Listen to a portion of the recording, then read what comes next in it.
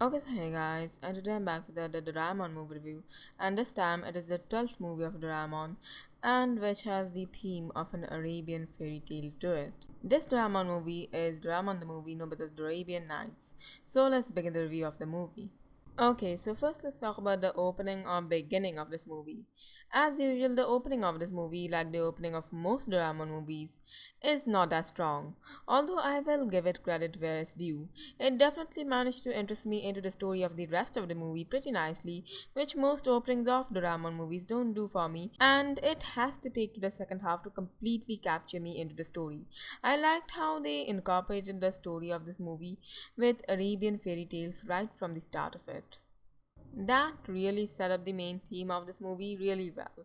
And the idea of going into a fairy tale was nice too. But since it is a Doraemon movie and the plot has to progress, not only do our main heroes go into the fairy tales in the beginning of this movie, but also mess up a lot of stuff in those fairy tales, which leads to Shizuka getting lost within them, which leads to the story of the rest of this movie. I appreciate the idea of Shizuka getting captured and lost in a fairy tale book much more than getting captured by some monster or something. Okay, so now let's talk about the guide characters of this movie. And unfortunately, it seems that the characters of this movie are its weakest point, and that is exactly the reason why the character arc and development of these guide characters were incredibly weak too. One of the only few compliments I can give to these guide characters is that they have nice character designs, or in Mikojin's case, a cute character design. I really didn't get Mikojin's behavior though. Like at one moment he's a fun guy, and the other moment he's some sort of ego lord or something.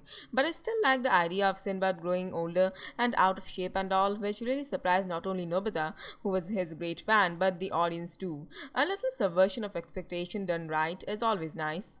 Okay, so now let's talk about the main villain of this movie, who is Abdel, and who is also known as Abujin. Okay, so here's the thing. He's just your cliche, stereotypical, creepy, greedy, pervert villain with a big grin and all, and there is literally nothing special about him.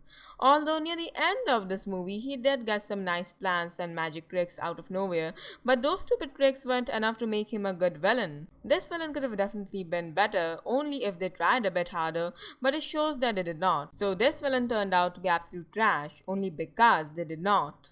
Okay, so now let's talk about the final scene of this movie.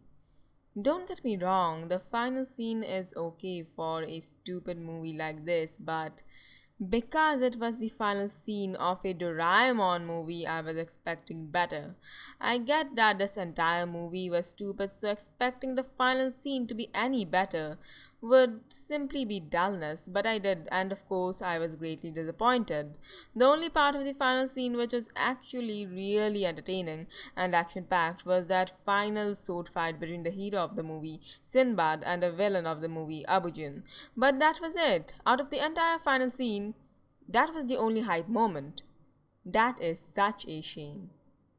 Rating 6 out of 10. Best moment, the opening. Okay, so yeah, guys, and that was it for the review of this bland movie. And don't forget to smash that like button, leave a comment, share, and of course, subscribe. And so, yeah, guys, bye.